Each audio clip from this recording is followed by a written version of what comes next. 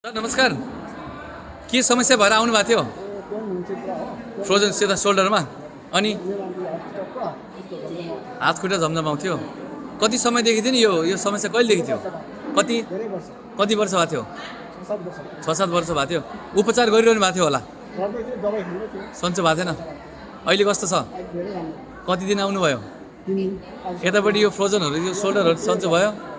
पहिला के हुन्थ्यो? दुख्थ्यो मात्रै कि हातसाथ चलाउन नमिल्ने थियो कि कसो थियो? अहिले जान्छ माथि? राम्रो, एकचोटि लगाएर देखाइदिनु न, एकचोटि हात लगाइदिनुहोस् न। यो पहिला जान्थेन? अनि हजुरले यहाँ उपचार गर्दाखेरि औषधिको प्रयोग त भएन? यिनै चुम्बकको हातमा लगाएको?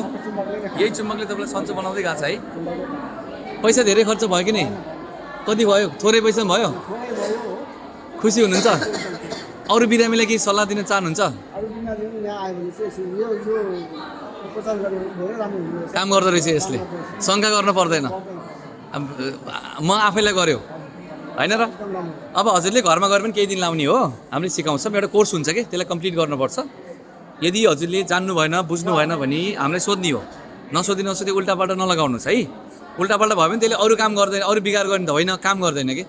हामीलाई सोधी भए पनि सही तरिकाले लगाउनुहोस्, हजुरलाई 100% सन्चो बनाउँछ यसले है। हस्, धन्यवाद सर।